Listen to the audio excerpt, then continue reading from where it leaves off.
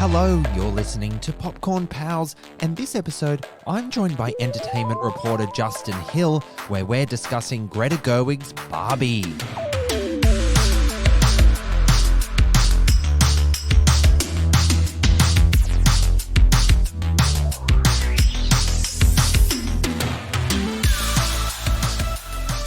I'm Timmy Flynn, movie buff, and this is Popcorn Pals, a popcorn podcast with Leigh and Tim spin-off where I'll be joined by a rotation of movie-loving legend guest hosts to discuss the latest and greatest new big screen releases. It's the same salty fun with some new flavors, friends, and I'm so thrilled to have an absolute icon of Australian media join me today.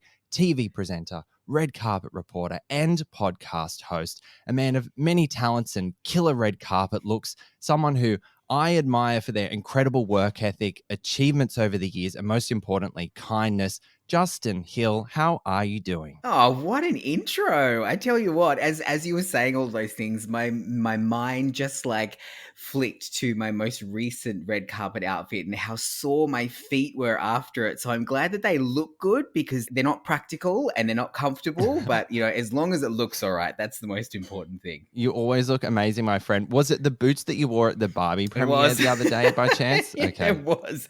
But then all of a sudden the photographer had me jumping and I was like, that's a good jumping shot. Why are you making me jump in a high heel boot? Like it's not safe at all and I would not recommend it. Can I ask, how many jumps did you endure? Because there are so many where it looks like you're pushing a turd out, when it just doesn't, you're not in the air. It's just that moment before and they're just straight in the bin. How many did you have to do? So this would be probably the fourth time that particular photographer has asked me to jump in an outfit. And it started when I once did the actor awards and I wore the most amazing cloak that you've ever seen.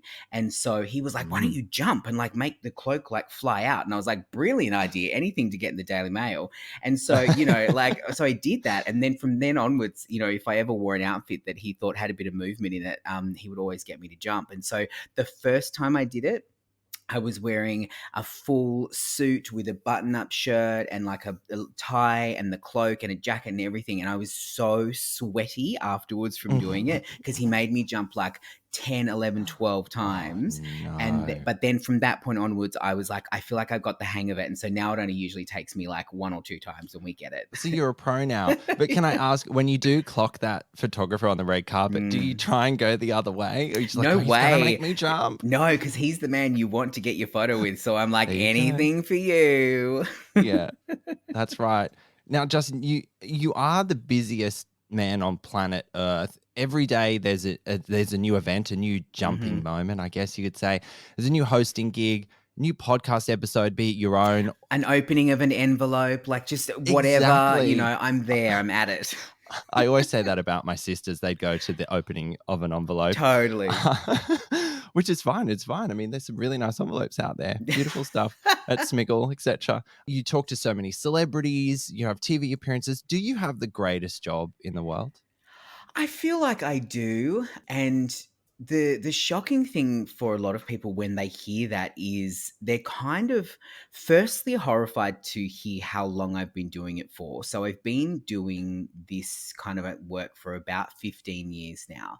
Amazing. And it's very interesting. And I learned this the hard way is that you don't ever want to say to someone that they're like an overnight success. And I did it once very early on in my career, and the person, I can't even remember who it was. I think they were a one-hit wonder, but they got a bit offended but they handled it really well. And they were like, I've been working at this for years and blah, blah, blah.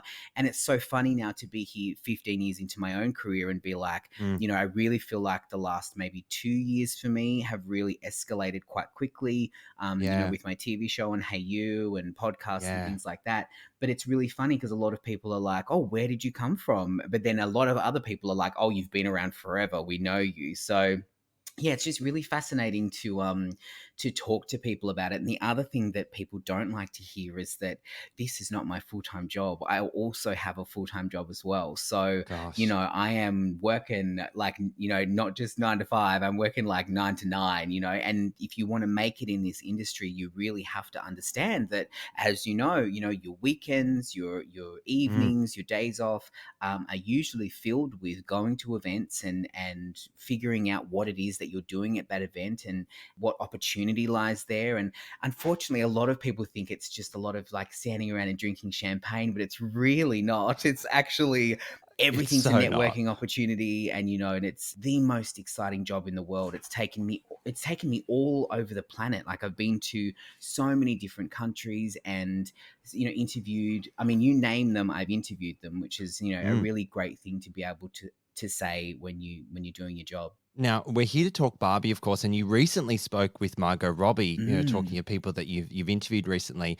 She was down here in Oz a couple of weeks ago for part of the whirlwind Barbie press tour that was just taking over the cultural zeitgeist everywhere you It looked. really did. How was that? How was your chat with Margot? What did you guys talk about? It was a really amazing this is the thing. So the ethos that they've had with this film is, and it's in the movie, is having the best day ever.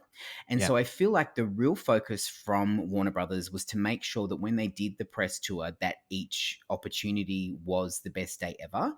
And Mm. that's everything from, like the press conference was at Bondi right icebergs. near Bondi Beach. Yeah, Mm. icebergs. It was like looking out to Bondi Beach. They had the pool with like the Barbie logo on the bottom, and the whole thing was just dressed and set like a film set. Like, there were surfboards and like towels and chairs to sit on, and it was all Barbie branded, and it literally looked like they turned it into the Barbie dream house. And then you Yeah. look at the premiere, was the same kind of thing. So they really took on this idea of creating the best day ever at every opportunity. So chatting with Margot is always lovely. I think I probably interviewed her like maybe 4 or 5 times now. Mm. The last time I spoke to her for Babylon, we had a bit of a viral video happen out of that. In the middle of talking to her on the red carpet for Babylon, her teenage friends, or the friends from her Yes. childhood, walked past and yelled out her childhood nickname. Isn't it great? Isn't it It's such a crazy. wonderful moment? And such an Aussie moment for like your mates to walk Yes. past. You're a huge superstar, and they yell past and go,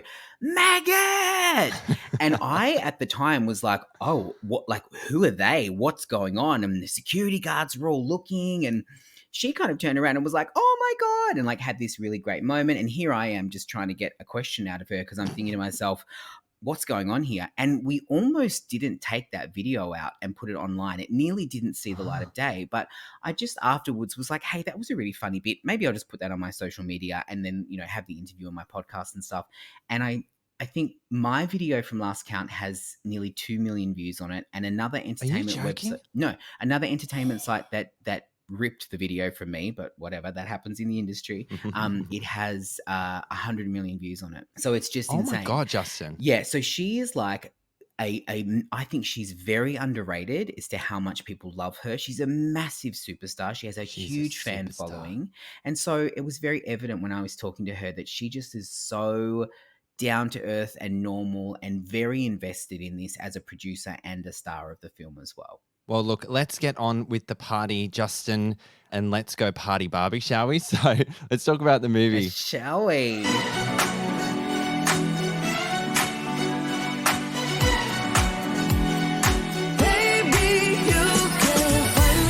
Now, in Barbie, Barbie is the most popular of all the Barbies in Barbieland, yet begins experiencing an existential crisis. So she must travel to the human world in order to understand herself and discover her true purpose.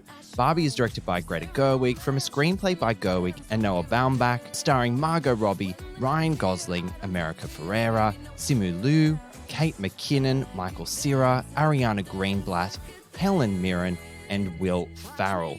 Now, you already referenced the marketing campaign here. Like, we have never seen marketing or partnerships quite like Barbie Mm. in recent years. Barbie was and still is everywhere, and it's deep within the culture zeitgeist for anyone who has eyes and ears. Like, you Mhm. cannot escape this. You cannot. Now, It's had a brilliant social media campaign, and as I mentioned, the partnerships and collaborations with other brands. I'm going to list a few. Now, I'm sure this isn't an exhaustive list. The likes of Airbnb, Xbox, Pinkberry Froyo, OPI Nail Polish, who were at the premiere we were at the other Mhm. day. Peter Alexander, I have gone in to check out some of those PJs. Of course. Forever 21, Chat Time. You can get smoothies and drinks. Grilled, a pink Yep, the burger, which pink I burger. yes. Have you tried it yet? Have you had it yet? No, I'm not No, sure not how I not on feel your about radar.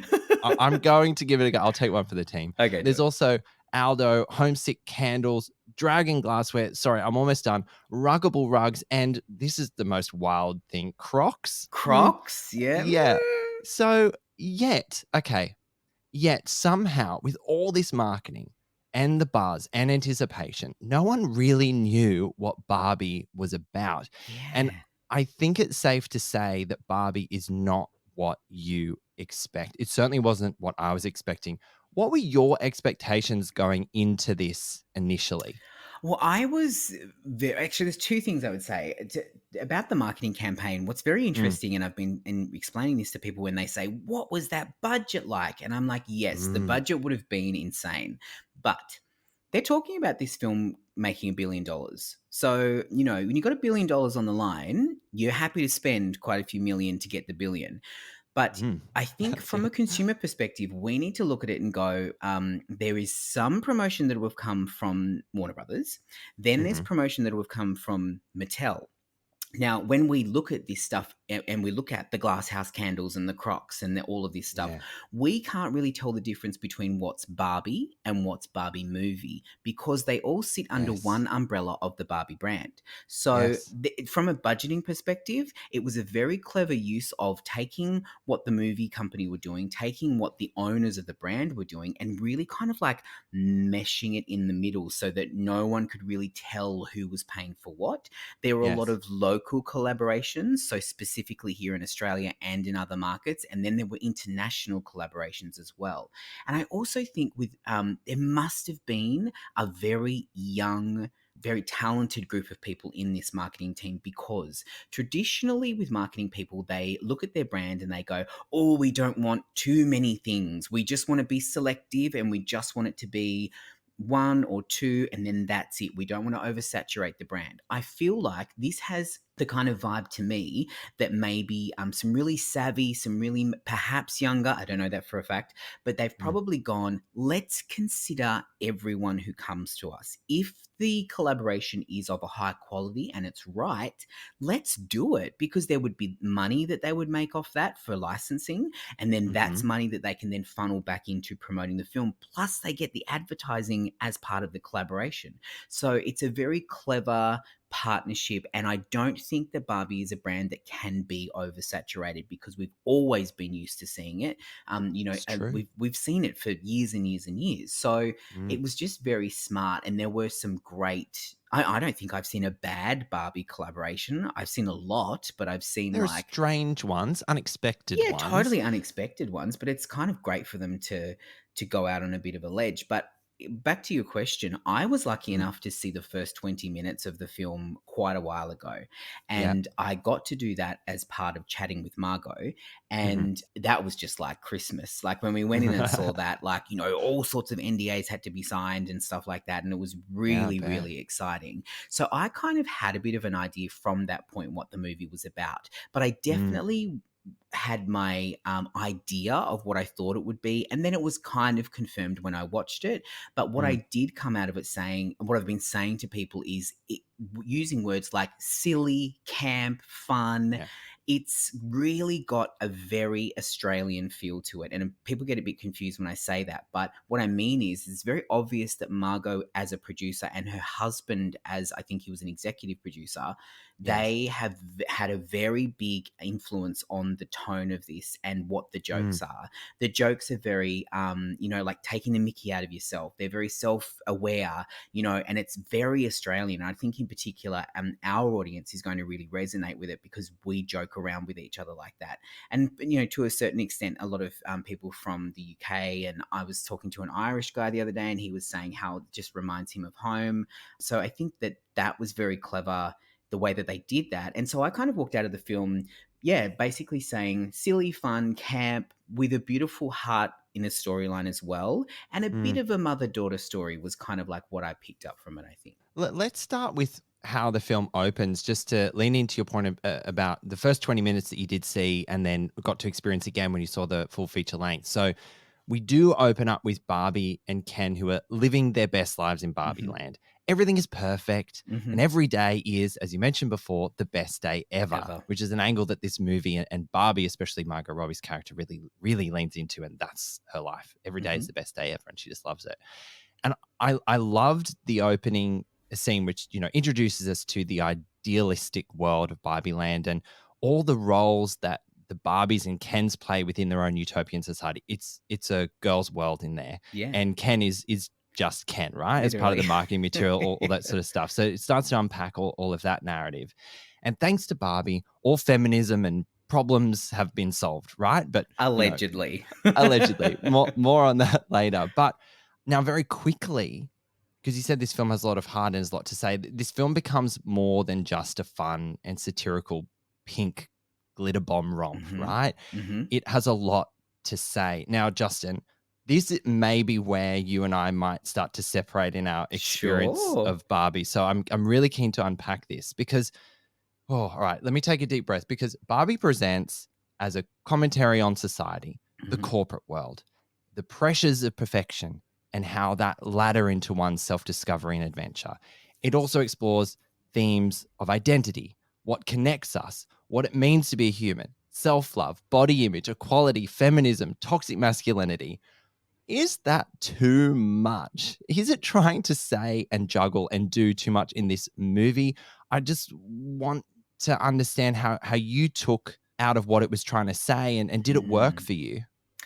I think it definitely could have been. And I feel like they must have pulled in the big guns to make sure that the message was as clear as it could be, I think. Mm, And what I took away from it was all of those issues which will impact pretty much everyone. But sure. the overarching theme that I got from it is that it's actually okay to not be okay, and it's Yeah. actually really hard to do the things. And in the film it is very female centric, and they say it's very hard to be a woman. But I Mm, feel like as a gay man, I don't necessarily look at that narrative and go, oh, that only applies to women. Do you know what I mean? Like, I mm, feel like I've spent my whole life looking at that narrative and seeing parts of it that I can relate to as well, because sometimes I do stand in the middle of the two sexes when it comes to, what impacts me and what challenges I've had. 100%. So I definitely feel like that was the overarching theme that I got, and I feel like that's how they were trying to tie it together, was that Mm, and this is the thing, and kind of like how I want to word it is that when you see things like cellulite and stuff like mm, that being brought up, and you think, oh no, and then my brain starts going, oh no, surely she's not going to be like, yay, the cellulite's gone when we get the resolution of the movie. But I feel mm, like where they were headed with it was that they were saying, oh no, she's got cellulite. And then they were like, actually, it doesn't matter that she has cellulite. And she actually mm, is a great person on the inside anyway. And I kind of, I mean, that's probably my imagination going crazy and fulfilling the storyline in my head. But I feel like that's what they were trying to get at. They weren't trying for a beautiful, happy ending. And you will mm. know that in the very final scene when we see Barbie. And do you remember where she's headed to at the very end of the, Yes, how could right? I So, forget? yeah. So, anyone, when you see the film, I feel like Mm, that really brought it home for me, was that it's a happy-ish ending, and it doesn't mm. always have to be. It's like The Little Mermaid. A lot of people noticed in The Little Mermaid from Disney, they actually didn't show the wedding between Ariel Yeah, and that's Prince right. Eric, and that was Mm. deliberate because they're like, why should a wedding be the happiest thing in the film? I don't think they got married No, but in even. the animated version, that was what it was. It was the wedding and the rainbow that went over the That's boat right. and stuff like that. It was a very deliberate step to make sure that we weren't hinging these happily ever after moments on things like traditional weddings between a man and a woman, and really Mm, kind of like hammering that home. And I think they do it really well in Barbie as well. They don't kind of force you into this like, "Well, you've got to be happy at the end and you've got to be pleased with how everything turned out." There's resolution, but there's like a happy-ish ending, I would say. Yeah, thanks for sharing that because like I have felt like really tormented in my mind about this movie because and to be honest, this could just be my own insecurities. Like I wanted to love this movie so bad and I was Yeah. scared to share with anybody that like I wasn't part of the groundswell of Yeah. Barbie is the best movie of the year and I'm genuinely so pleased that you got so much out of it and there Mm. it's trying to say a lot and there's something for everyone in here. My boyfriend didn't like it. Right, okay. Oh, And woo! I he's mean, no, yeah. I'm not cheering that. You know what I So mean? he's on I'm your not team. alone. Yeah, no, and he was very open with me, and he just said, "Sorry, it's just not my thing. Like, I don't like it." But Yeah. I can also appreciate that as well, and I don't think that you should ever feel like you need to like cheer for a film if you didn't love it. Like, Mm. and I will. What I can relate to with you saying that, and sorry to cut you off, but like, No, go for it.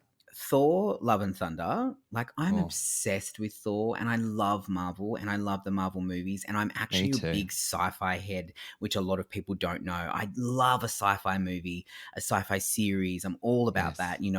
And I didn't love Love and Thunder. I thought it was Mm. too silly and I feel like Ragnarok was the start of Oh, it and then just like it could have just stopped there because it was just like a yes. bit of fun. But then I feel with Love and Thunder, it just was like, I was like, whoa, what am I watching here? I'm like, let's go back to Ragnarok where it was like just a Yes. little bit camp and funny. And that's the thing. Sometimes you might love something and everyone else might love it. But like, Mm. if it's not your cup of tea, it's not your cup of tea. And that's totally fine. It all comes down to your mindset on the day when you saw it, how much you've been Totally. exposed to it in the lead up to, your Which is a lot. history with Barbie, like, Yeah. have you just never been like a Barbie person or whatever? So I think Yeah. it definitely comes down to that. But interestingly, when I caught up with Margot, her vibe was, if you love Barbie, you'll love it. If you hate Barbie, you'll love it. And if you're indifferent, you'll love it. So they were just like, we want all the haters, we want all the lovers, we want everyone to just come and see It's very rare that you invite haters into the conversation, isn't it, it. so freely? But I mean, that's kind of the vibe that the film gives off. Like it's about discovering your place in the world and everyone in it and finding space for everybody, Mm, and your interpretation of that. So like I really admire Greta Gerwig as a writer director. I think she's presented some incredible pieces of cinema over the years and for the most part in this movie, she has found a neat balance between satire, sincerity, and fun. mm, And I admire her writing and direction here. Like, I really do. It just felt a bit messy for me. And the story wasn't so coherent, not so holistic as an arc. I mm. think the script in some way needed to be refined and clearer. And I always go back to this thing about movies these days. And it depends how you look at it because I've also seen Oppenheimer, and that's 3 hours. I mean, Mission Impossible Dead Reckoning Part One is Yeah. 2 hours 45 minutes. It earns its length for some. I don't know how some movies get away with it and others don't. I feel like part of Barbie's problem was that it was almost 2 hours, and I think it was just a little too long. Mm. Um, See, I was going to say, do you think that mm, like that choppiness of the script potentially was because parts were taken out? Because I feel like that art of mm, getting a succinct movie script within the right amount of time is such an art to that. Like, it's impossible. and It's an impossible task. exactly. And if you say to someone like Greta Gerwig, go nuts, let's write the movie you want to see. And then she writes a movie that's 4 hours long. And then they go, Yeah. cool.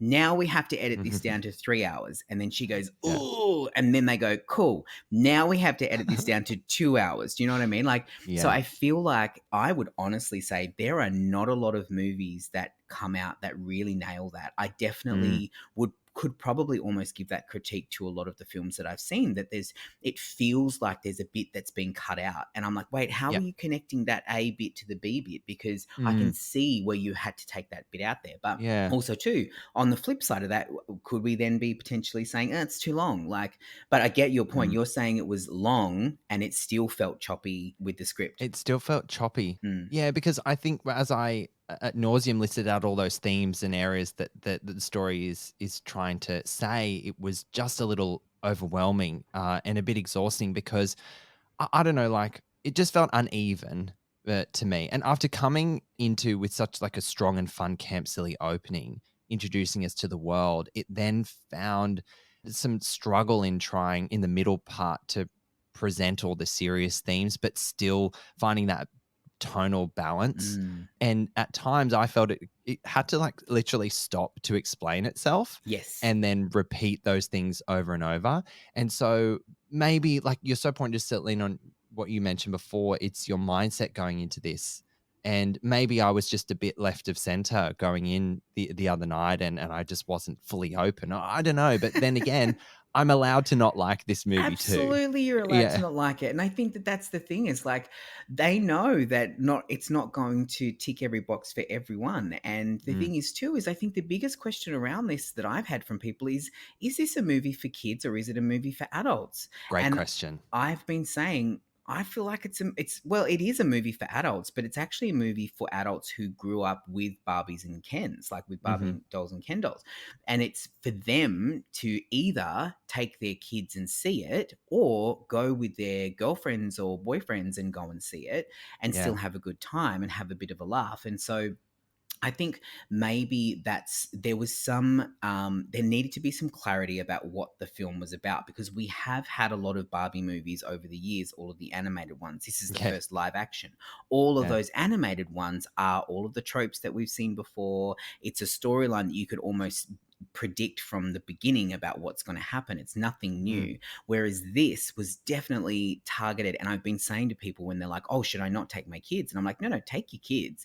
They'll love it, but they'll love the fact that you see Barbie's dream house and she floats Yes. down into her car and the funny, car chase scene and the running scene and all of that. They'll love all that, but they won't get the jokes. We No, get the it'll go over their jokes. heads. The whole story. The joke about the genitals just killed me. Like, it's just so It was funny. good. And I really Oh, did enjoy. I'm curious to know what you thought about Ryan Gosling's performance because, I mean, yeah. I love him. I have loved him in a lot of films, but I've also been very selective about what films I've watched him in. So Oh, I feel like for me, his comedic timing in this was great. And I yeah. don't feel like there was ever any awkwardness with any of his jokes. And he fully embraced, the fact that he is a dad doing this for his children and you Yeah. could really get that vibe from him that he was like, Mm. okay, I'm just gonna like be silly. I'm gonna be the dad that rolls around on the grass with the kids and like doesn't care about what I look like and just really enjoyed himself, probably a little bit too much, maybe. A little bit too much, but he went balls to the wall with this. He He really gave it did. everything. He had the time of his life, and in part, that makes you have the time of your life as an audience. So Mm, I'm going to say that Ryan Gosling is the scene stealer for of the sure. movie. Like he gave it everything. Every time he shows up was a delight. It was like he was in a perpetual state of a child chucking a tantrum. I Like, was about to say that in a permanent tanty is basically yeah. what he was. Yeah, it Hmm. was so wonderful. And like his fragile masculinity and newfound love of the patriarchy is really something to behold here. Yeah. It holds up a mirror to the audience in such a fun way. And I think that one of my favorite scenes, not to go into spoiler territory, but there's some encounters that he has in the real world when he first enters that, understanding the authority of man and the dominance that they Yeah. have and his observations of that, And he's delight at that. his delight, and it was Yeah. just hilarious. And I think that just sets you up for like what Ken's about, but then what he just needs to discover about himself and the world. And yeah, Ryan Gosling was amazing. I have a question for you though. Mm. Obviously there's so much buzz and noise coming out about this, somehow even more than the lead up. Oscar contender for Ryan Gosling, do you think that buzz is warranted? What are your thoughts on that, Justin? Well, I think the thing with the Oscars is that they are a bit uncool these days. Like, They are, you aren't know what I they? mean? Like, it's definitely great to see the accolades and for Mm, those people who we love to receive them. But like, I definitely feel like it has such a serious tone these days. Like, when we look at entertainment, it's more the awards are going to people who have had these very serious and rightly so. I mean, definitely well deserved, but maybe it's time for someone who played an absolutely hilarious role to get an award. Like, mm. it could definitely be a way that they could see, a different audience tune into the Oscars because they're at risk of, not being around for much longer if they don't change something, and Mm, maybe that's what could happen. Maybe we could see someone being at least nominated for a role, and then, I mean, can you imagine, like, that will just create all sorts of headlines again, and it will give a different tone to the awards ceremony, which at times can be a bit stuffy and a bit old yeah. fashioned as well, and it doesn't particularly want to move with the times. It could be he's just an Oscar nominee. Yeah, That's what they'll exactly. go with. He's just an Oscar winner. And Mattel and Warner Brothers will just eat that up. They'll be like, Totally. so yeah, hopefully, fingers. I would kind of like to see it. I think it would just be not from the perspective of, oh, he deserves it and what a great Mm, role he's played, because I would think that about Oppenheimer. Like, I would be like, great mm, performances, like deserving from a incredible. different level, but maybe Mm. just for a bit of a lull, and for the pure fact that he entertained us, which is what actors are paid to do, Yeah. maybe that's why he deserves a nomination or an award. Yeah, I wouldn't be surprised, and I would congratulate that position. I don't think it's Oscar worthy. I've got to go away and think about that a little more. But what I'll say is that the comedies don't get enough No. accolades in awards. There are some incredible performances out there that have Yes. never had the awards recognition. I mean, Johnny Depp broke some very new ground some 20 years ago when Captain Jack Sparrow was nominated for Best Yeah. Actor at the Oscars for Curse of the Black Pearl. But, everyone was, oh my God. And he was incredible. Like, he was absolutely phenomenal. But there haven't been many more Johnny Depp Captain Jack Sparrow since then. And I think that's No. a shame. So even though I don't think it's like, give this man an Oscar, I'd be like, that's pretty exciting because we haven't seen a nomination like that within the realms of comedy in so long. No, and it kind of makes me feel like, do you remember in the 90s when, like, all we used to get were, like, comedy movies, like The Yes. Mask and stuff like that? Like, I feel Oh, like perhaps classic. this could be like a return to, that kind of like genre of comedy getting a little bit more of a light shone on it than what it's previously gotten. Because also too, people have got such a strong sense of what they find funny these days, and so Very they much. probably would be like, oh, I didn't find that film very funny. Like, you know what I mean? But we're back in the 90s, everyone was like, oh yeah, it's like all everyone's talking about. It would not go down these days, some of the humor in they those films, they but haven't for aged particularly it well. has not aged very well. But yeah, maybe this could be a turning point. And also too, what I've been saying about this movie is I feel like it's kind of what, unless you're someone who didn't enjoy it, it kind of feels like it's what the world needs at the moment. Something that's a bit lighthearted, and it doesn't Mm. take too much brain power to enjoy it. If you just want to go and watch a movie and just like not really feel anything or greatly moved by it, then it's going to Mm. be the kind of movie you want to see.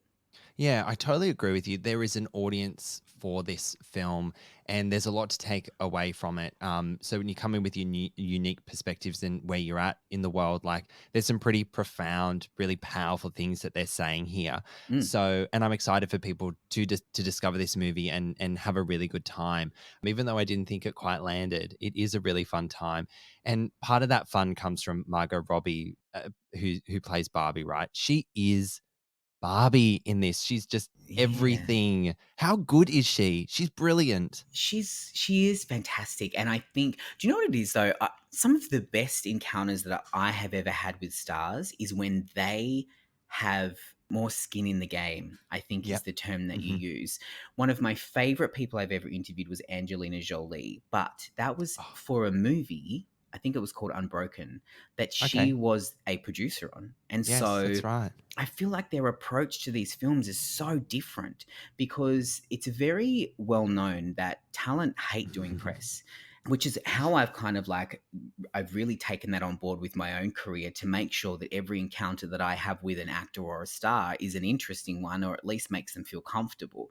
All your Um, interviews are very interesting. it's just me being You bring your stupid, basically. no, you bring your unique flair. I would just quickly like your wonderful conversation with Haley Atwell for the latest Mission Oh, Impossible she movie. was just lovely. Isn't she just divine? My goodness Just a gracious. dream. Like, she's Just slightly so obsessed with her. so well media trained without being media trained, if that makes any Yeah. sense. Like, Yeah, she she comes across so listened. genuine. Yeah, and it's the Mm, same qualities with Haley as what I found in Angelina, was that yeah. hilariously, when I talk to a lot of actors, they tend to take your question and they answer a invisible audience. So they'll often physically turn to an audience that's not there on a red carpet, and they'll give their answer to the audience, which is such a Mm, strange thing to see when it's two human beings having an interaction with each other, right. because they're performers and they're often used to just being continually on show. So Mm, the similarities between Angelina and Haley were that they listened in the interview, and yeah. they didn't just hear the question, they actually thought about it and gave me an answer. Great thing about Haley is she gave me a little bit of information about Tom that no one had heard before, about him doing his own hair and makeup. And then the next That's night I gold. asked him about that. That's like, as a Yes. red carpet reporter or an Yeah, that's entertainment right. reporter, that's the absolute best thing you can ever get. Like, that you get like a little exclusive, and then you get to follow it up with another cast member. And so that was like, I saw people like repeating my question on other red carpets in other countries, which was hilarious because You're a it made it trendsetter. into yeah.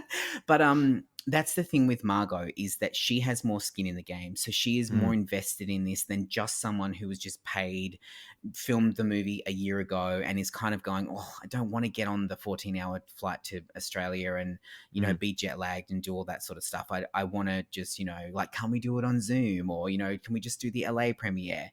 mhm. Because unfortunately, a lot of press do ask stupid questions, and Don't they they? ask inappropriate questions. Mm, So one thing I learned when doing this job is that talent are often just as nervous to be interviewed by you as what you are to interview them. And so mm, it's my goal in my interviews to just let their shoulders relax, and, like, yeah. and let them have a nice time, and actually walk away and be like, actually, that was a really nice chat. Maybe I don't hate press so much. Maybe it is actually kind of fun. You are so nice. You come across so genuine when you do speak to celebrities, and you bring your own unique flair and all that sort of stuff. So, yeah, thank you for sharing your approach because it's so true.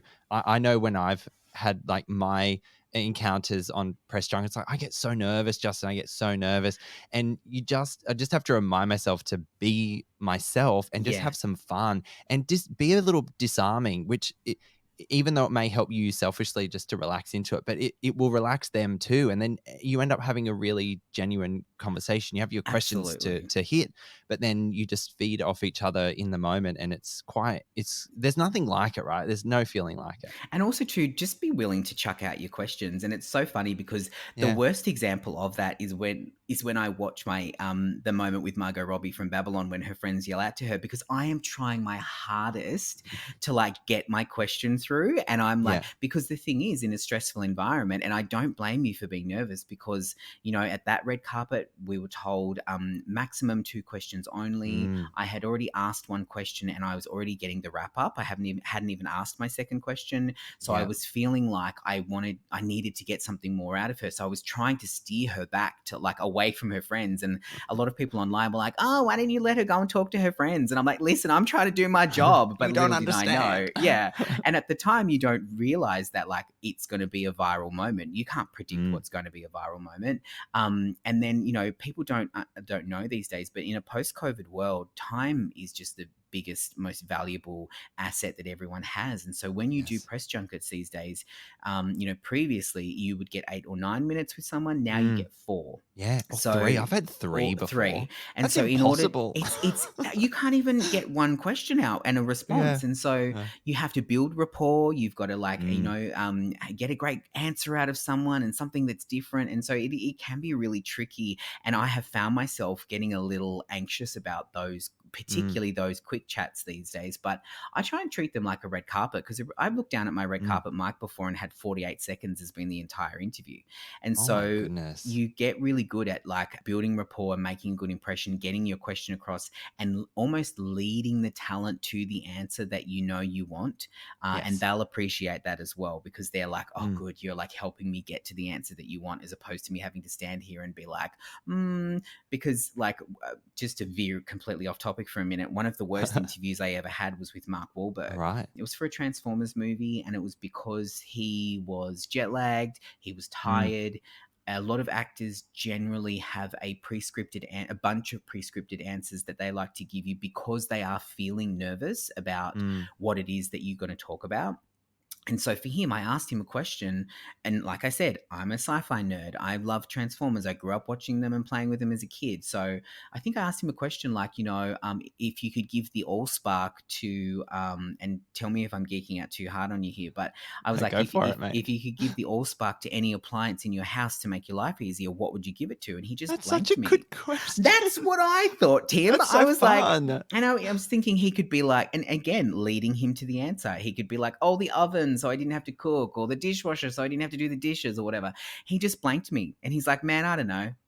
And I was Oh like, god. oh my Oh God. I'm no. like, I have two questions with you and you just blanked me on one of them. My time is like running out. And so sometimes you get those people. And funnily enough, other people have said to me they've had great interviews with Mark. Mm, And it wasn't until I kind of then leant on a question that I hate asking. And I've heard many people do and still do to this day. And that's like, mm. what was your favorite part of shooting this film? Oh And then yeah. he kind of like came alive and he was like, wow, we Mm. shot this soon and we did a great street scene and this and that. And I was like, oh, okay, cool. He just mustn't have been in the mood to answer any questions that like weren't in his script in his mind that day. So yeah, it can be a real challenge. Yeah, exactly. And in your experience, you thought, I've got to rescue this and I've got to I use have to. I a have to. classic one out of the box that I know they can answer, get us back on track, and then Absolutely, get because out you of there don't want to go alive. along to a red carpet and stand there for hours and walk away with nothing. But there Mm. definitely is a fine line, and you watch the Barbie cast doing this on the press tour. For them, avoiding giving the same answers over and over and over, because if you're smart like Margot, you know that like we see all the press. Doesn't matter where you are in the world. We're like watching her Today Show in Australia and her Today Show interview in America. And if she does Mm. the same answers for both things, we're going to be like, well, you've been a bit lazy. But then you see some talent who don't mind, that happening. And they kind of don't Mm. have this idea of like that we are consuming and the way we're consuming media these days. And we see stuff on social media and TikTok. And if they say something hilarious and it goes viral, they don't realize. And then they try and do the same joke again. People are going to be like, Mm. oh, wait, like, why did you do that? So Or it's like Gaga saying, there can be 100 100 people in people the in the room. room. I mean, Oh my that's just God. a classic But example. hilariously, that kind of became the joke. And it makes me wonder if that's what she was intending on doing, like She's for so smart, the memes. And she's surely. a smart woman. I feel like Yeah. she fully intended for that to be the joke so that, Mm. again, it got people talking about her in a kind of like, this is ridiculous kind of way. So I kind of love it. I'm going to veer off into another direction because I'm Please. just really enjoyed this conversation. We'll get back to Barbie, guys, in a moment. But just on your experience with like awkward experiences with talent, I recently watched, I think it was MTV interviewing Pom Clementif and Simon Mm, Pegg. Well, it was just Pom at the time, and they pranked the I interviewer. And saw it. isn't it brilliant? Has that ever happened to you? When I've been The- pranked? Yeah, have you ever been pranked? I'm just No. curious. And you know what? My brain straight away goes to how did they do that? They must have set it up with the publicist and it would have Yeah, taken, so much to so get that long. across the line. And there are only Mm, particular brands like E and MTV that could really mm, do that kind of stuff. So my mind immediately starts thinking about the logistics of how they did it. And it was also right. really entertaining. But Wasn't I've it not great? been the person who's been pranked. I definitely, in my early days, oh God, you would just like, I think it taught me a lot of lessons because I'd go into like an interview and I'd be like, oh, I'm going to play a game or I'm going to do this or I'm going to do that. And I just got to the point where I was like, oh, actually, do you know what? It's actually really exhausting and it doesn't come off every time. Like, Mm, and in that situation, you're relying on the MTV reporter to react and be horrified. But if she thinks it's real and she's trying to like, save the moment or she's not giving you the reactions that you want, it actually really, kind of like hinges on their reaction. And hers was mm, brilliant. She it wasn't too over was. the top, but she definitely was super awkward. I gave up playing games and stuff like that and decided to venture down the track of more thoughtful yet funny or like questions that have never been asked or answered. And the thing with that is it takes a lot of research, and Mm, the benefit to that is that every time you speak to someone from a film or a celebrity, they pretty much assume that you know everything about them and their career from their first day that they stepped onto a set. And a lot of people don't do research like that, and it can be time consuming. But because of the way I've chosen to do my interviews now, I kind of do that by accident. I kind of yeah. like consume like all these different media interviews. And because Australia is often the last on the list, I Yeah. see everything that they've done, and I'm kind of like, cool, don't ask that, don't ask that. And that's been Mm. done a million times, and like, don't ask that question. So I wouldn't mind it. If they wanted to prank me like that, I would absolutely play along. But what would be horrible is if I played along with it and then it wasn't a Was it prank. a That would be prank? awful.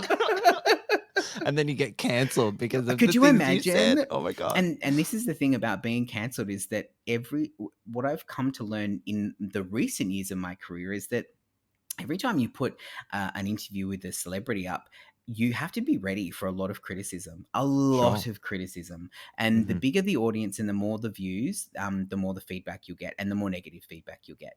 And that's Mm. been a really tricky thing because I might think, oh, this interview was so good and we had such a laugh and the publicist said that they loved it and the talent told their manager. And when you get feedback like that, when the crew around you, my favorite thing, Tim, is when I'm doing a junket and I hear the crew laugh at my joke. It Yeah. makes me just feel warm inside because I'm like, they don't mind breaking their silence when they're meant to Yes. be completely silent Yeah. and they're giggling. They can't help but giggle.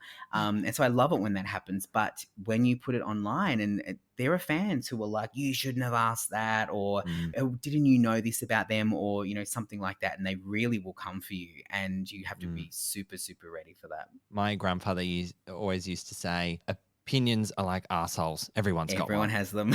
Yeah, I agree. Which is And just that's the such an thing, you Aussie just thing. can't take it personally. You're just like, Yeah. whatever. You are like a faceless profile on social media who probably just really wants to be doing what I'm doing. And when you know that you had fun and the talent had fun, and that's probably the most important thing that matters. 100%. Well, if you don't mind, we're gonna go back to talk Of about course. Barbie. I mean, That's right. We were here talking about that, weren't I was we? like, "What? Where are we? Where are we?" Thanks for joining us back. We're going to talk about Barbie. We're Yeah. putting out jumper. Oh, did I show? I'm wearing my Barbie jumper from. Oh, I like that. That's super cute. Is that a vintage one or is it a merch one? No, it's I got it at JJ's last week. Yeah, nice. See, Yeah. even JJ's are getting on the Barbie train. Yeah. Actually, I think it's not the Barbie movie. It's just Barbie in general, like See, the you actual fell brand. for So the trick. I fell for the trick. I fell hard, but I just had to be part of the problem, I Absolutely. guess. Absolutely. Now, we've talked about Margot Robbie and Ryan Gosling. There's a huge ensemble cast here. And if you want to pull out any of them that particularly want to kind of call out, then please do. But we Mm. have a wacky Kate McKinnon, who's the so-called weird Barbie in Weird this. Barbie. Yeah, and she places Robbie's character on her path. She places Barbie on her path. You have Issa Rae, who's the no-nonsense President Barbie. Freaking loved her in this movie. Issa What a Rae is the banger. person I've been raving about. Like Yeah, she is very funny, and I feel like I'm a new fan of hers. Her right. line, like, there's two things. The first one, when and it's in the trailer, so it's not a spoiler, but they say the president's here, and she's like, "I am. You're welcome." Like that's the tone Yeah, of her comedy the whole way through. And I got to tell anyone listening to this, there's a line that she says at the end of the film when they're in yeah, Barbenheimer, and it yeah. had me screaming. I was like, how did Mattel let them say that? That is so breaking the Barbie character. It just was like, and it was perfectly timed because there couldn't have been a lot of that kind of those Exactly. kind of lines, but it really nailed it. And she was in a funny movie. She was like a great different kind of comedic relief that would pop in and out every now and then in her role.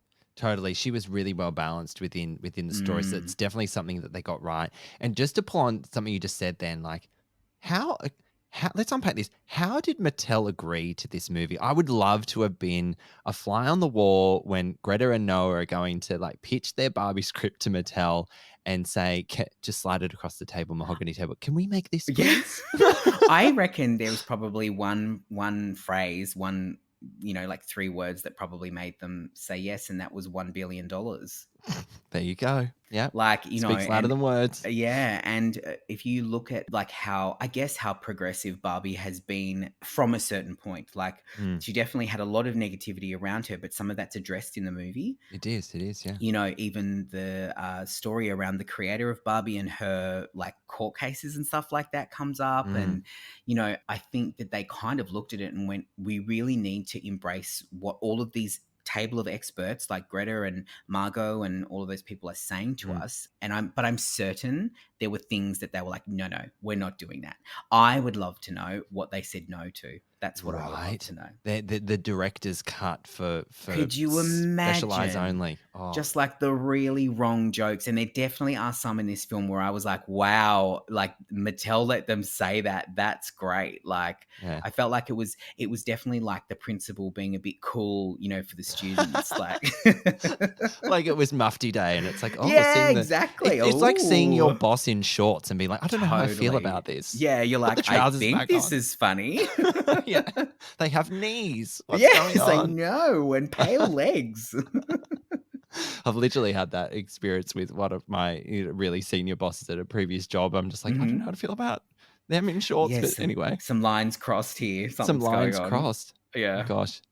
We also have Simu Liu, who's kind of a trash talking Ken in this, and totally. he torments poor He Ryan Gosling's does, he Ken. does. It's a good like bromance thing going on there, I And guess. also too, I'm just realizing that I want to say this without giving anything away, but you don't get sucked into having to resolve that storyline. You just Mm, actually mm. enjoy the taunting, and do Sure. you know what I mean? Like they Yeah. didn't like we kind of talked about how maybe there was some choppy bits. Perhaps that was potentially what was cut out, was having to Mm, give resolution to Simu's character and why he was being like that. But the thing is it yeah. opens it up for potential sequels. I mean, I would love to see a sequel with the Kens. I mean, could you imagine? The writing's on the wall, I reckon. Yeah. Like, sure, especially when people react to Ryan Gosling's performance and hmm just all the Kens, and then Alan, Michael Cera as well. Alan. Bless him. There's something in there. There's definitely something in For there. sure. And would you agree that it was nice that Alan is not just a one off? Like he pops up throughout the film. Whereas I think like a lot of mistakes that a lot of filmmakers get into is they go, oh, we're going to have this really funny character, and but he's only going to appear in the movie once, and then we're Yeah. also just going to put that appearance in the trailer. So then you watch it and you go, wait, like where was the rest of that character? Whereas Mm, in this film, Alan pops up quite a few times and he has a few zingers, and he also yes. is comedic relief within that comedic environment. So Yeah. I was pleased that they didn't just go, oh, he's just in the beach scene and he just is awkwardly like, hi, I'm Alan. Like, he actually does pop up in a few different spots, which was nice. I won't spoil it because it was probably my favorite gag in the movie, but it relates to Alan and some other Allens out there. Oh, I don't yes. know if you can recall. Like Okay. I was like, yeah, I had to send to myself after that because I Oh, thought it's it was just just so brilliant. quick and they moved past it Oh, so really you fast. did enjoy it Oh, then? look, just I'm not a monster, Justin. I'm not a monster because just after we wrap up the characters, because I want to quickly talk about America Ferrera, Mm, but the visuals of this movie, that's what we're going to launch into next, because like yes. that's the true MVP of this film from my Next perspective. level.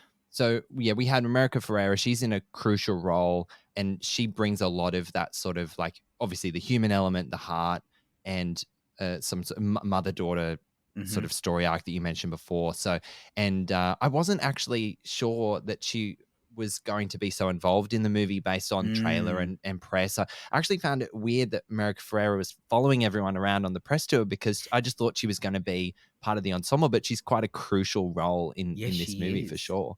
Mm, And I loved her in Ugly Betty. Like I was just such a yeah, huge fan of hers. And when I got to meet her, and she saw my, because like silly story, but like I went along dressed as Ken to I know. the to my So good. interview, and so the reaction that I got from the cast when they saw my outfit was exactly what I wanted. They were all just laughing and like Yeah. the gasps and clutching their pearls.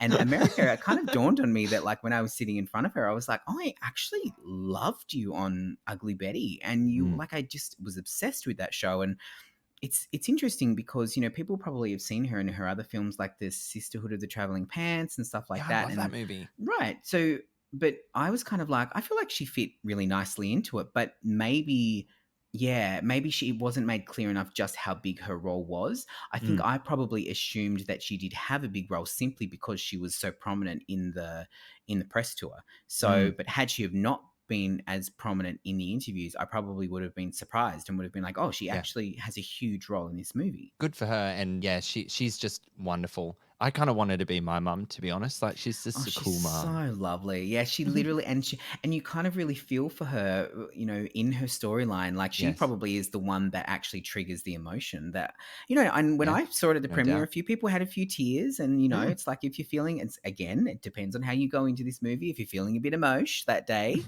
It's quite all it could right. probably be, yeah, it could be a bit sort of triggering for you. But yeah, I thought she was great. I really enjoyed her and I really hope that we get a resurgence of her in kind of Yes. like more mainstream media because I definitely feel like she's been working consistently for many, many, Mhm. many years. But Mhm. this is next level. Like, this is huge. And I really hope that, they see that she is a great actress and has a lot of soul to her. And she's generally just a lovely person.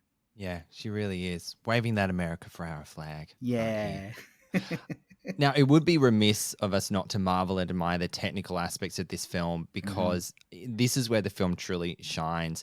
Now, Greta Gerwig has assembled a bunch of Oscar winners and nominated legends in costume designer Jacqueline Duran. She's won Oscars for Little Women and Anna Karenina, and she was nominated for a costume design on Beauty and the Beast, which was absolutely stunning.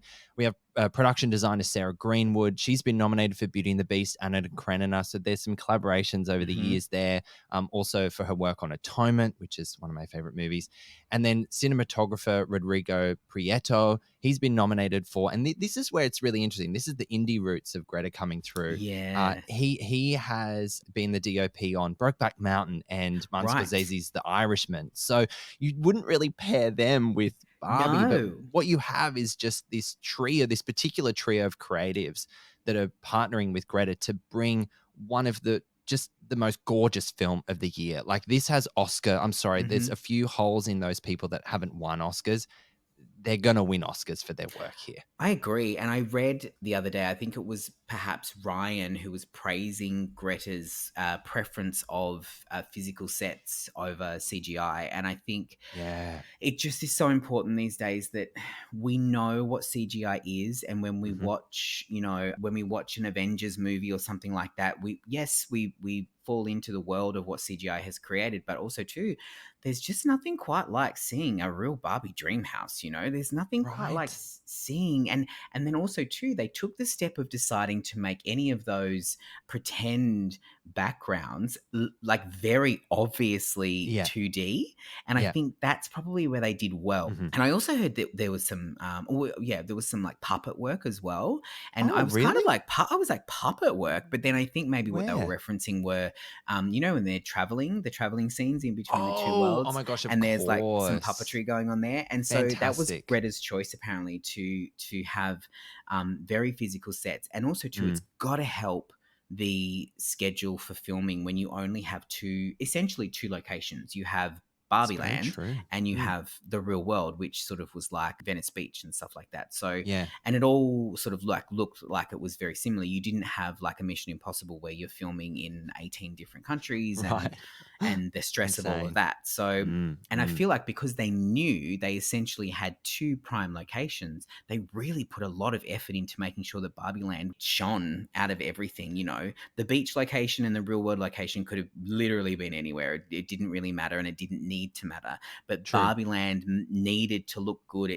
Mm. We needed to see the houses next to each other. We needed to see the Barbies waving to each other.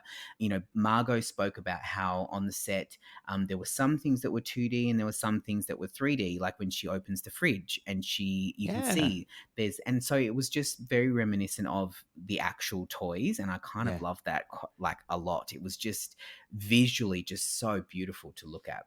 Oh, I couldn't agree more. And just to build on that, the film is very nostalgic based on your relationship with Barbie and all the pieces that come with it. But it wasn't so like dripping in nostalgia. It felt so fresh and new. And it was like an aesthetic that was like so wonderful and so tangible. And I can imagine that the actors would have benefited so much for being in a real set. I mean, there's so much like green screen, blue screen in everything. You'd be surprised at what isn't real when you're watching TV shows and movies these days. I And think people would be horrified if they knew what was blue screen and green screen. You look at like The Little Mermaid was great, but mm, the whole thing was like barely shot on a real set. You know, it Yeah. was you had Halle Bailey up in a, you know, she was 20 feet off the ground, like in a kind of like wires and stuff, doing all of her Yeah. swimming, and like you had multiple people around her in blue outfits so that they could be, So you know, taken distracting. out. Yeah, and like, you know, when she's like moving along on the turtle, when you watch that, it kind of makes you go, "Wow, I just watched basically a computer generated film." Like, it was great, Yeah. but Mm, very, very different. And I agree with you. Can you imagine what it would have been like for the actors to have been on set, mm. opening doors and closing doors and picking up props? Yeah. And Yeah. another film company that does that really well is, you know, the Star Wars franchise on now with Disney.